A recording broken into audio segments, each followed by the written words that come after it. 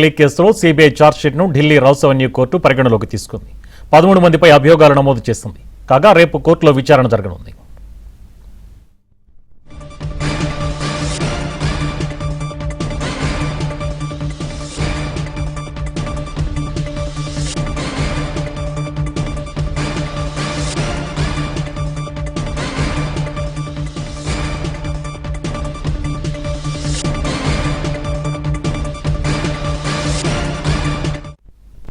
Neat paper leak కేసులో CBI ఛార్జ్షీట్ను Delhi Rouse Avenue court పరిగణలోకి తీసుకుంది.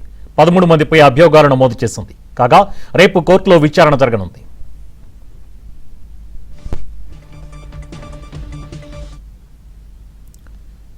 ఇదే అంశానికి సంబంధించిన డీటెయిల్స్ మా ఢిల్లీ కరెస్పాండెంట్ సతీష్ అందిస్తారు. సతీష్, నీట్ పేపర్ లీక్ వ్యవహారంపై సిబిఐ దాఖలు చేసిన చార్జ్ షీట్ ను రౌజోని కోర్టు తాజాగా పరిగణనలో తీసుకుంది. నీట్ యూజీ పేపర్ లీక్ కు సంబంధించి కేసులో మొత్తం 13 మందిపై సిబిఐ ఇప్పటి వరకు అభియోగాలు నమోదు చేసింది. ఆ చార్జ్ షీట్ ను పరిగణనలో తీసుకుని ప్రస్తుతం రౌజోని కోర్టు రేపు విచారణకు తీసుకోబోతుంది. ఇక 13 మంది నిందితులపై దాదాపు 20,000 పేజీల చార్జ్ షీట్ ను సైతం కూడా సిబిఐ దాఖలు చేసింది. అయితే విచారణ సందర్భంగా కోర్టు ఎలాంటి వ్యాఖ్యలు చెబుతుందో చూడాల్సింది. ఇప్పటికే పేపర్ లీక్ కు సంబంధించి కేంద్ర ప్రభుత్వం కఠినంగా చర్యలు చేపడుతుంది. ఆ బిల్లును సైతం కూడా పాస్ చేసిన నేపథ్యం దాదాపు ఈ కేసులో దేశవ్యాప్తంగా కూడా సంచలనం కూడా సృష్టించాలని చెప్పాల్సి ఉంటుంది.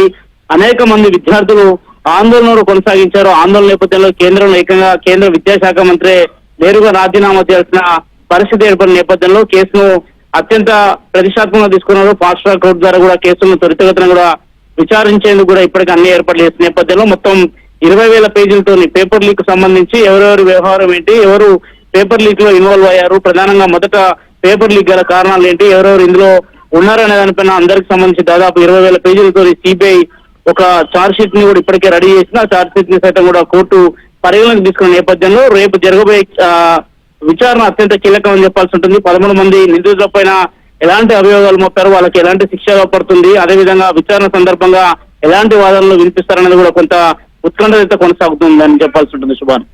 Right, thank you Satish.